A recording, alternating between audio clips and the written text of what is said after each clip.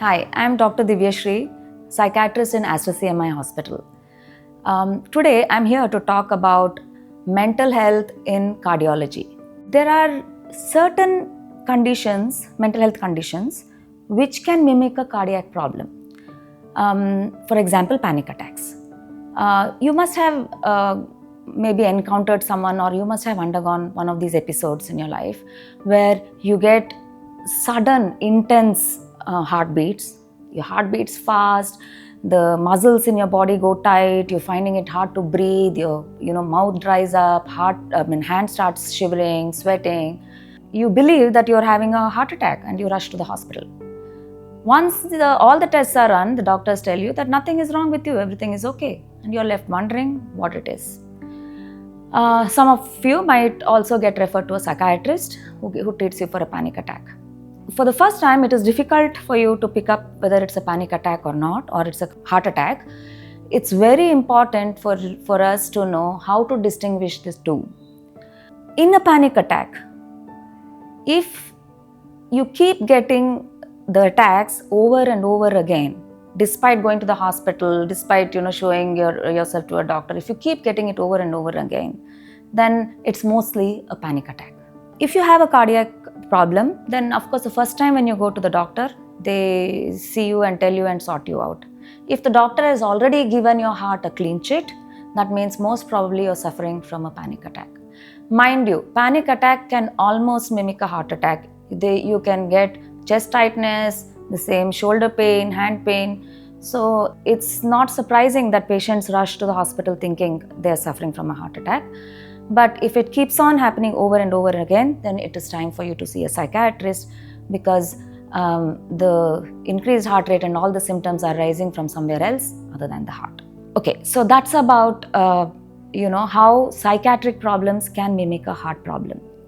Now, suppose you already have a heart problem, as in you have gone through a cardiac procedure, or you've been diagnosed to have a mild heart attack, and you've been put on treatment. So what are the things that we need to be careful about? Apart from the dietary and medications that the cardiologist tells you, keep a watch for low energy, lack of interest, dull mood most of the time, no interest in day-to-day activities, not being able to enjoy things, sometimes getting anxious about what will happen to me, which is natural, but if it persists continuously throughout the day and it is preventing you from doing anything else productive, or follow the doctor's instructions and exercise, you might be suffering from depression. And it's very, very important to treat depression so that your heart also heals fast. We have a lot of evidence to say that people who are treated for their depression or anxiety after recovering from a heart attack have a much better life, their quality of life is much better, and the quality of their heart health is much better. So it's important to recognize these early signs and ask your cardiologist to refer you to a psychiatrist. The third important thing I want to talk to you about is about quitting smoking. Most of the time when patients land up in the hospital with a heart attack, they usually have a long history of smoking cigarettes, and they find it hard to quit.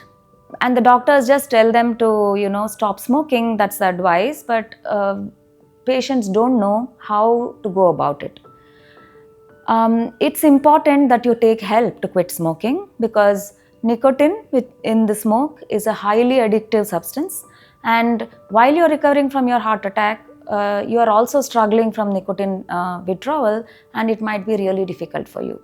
So speak to your psychiatrist about giving you some kind of treatment, replacement therapy for nicotine withdrawal, so that you can quit smoking easily.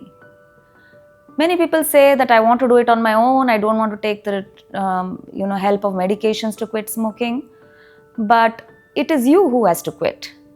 It's like climbing a mountain. Do you want to trek over the mountain with barefoot, or do you want to use shoes and gear? That's the only difference. Finally, the person who reaches the top is the patient, it's you.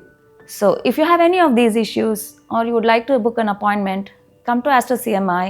I'm here from 10:30 to 3:30 all days a week except Sunday, and we can talk about it.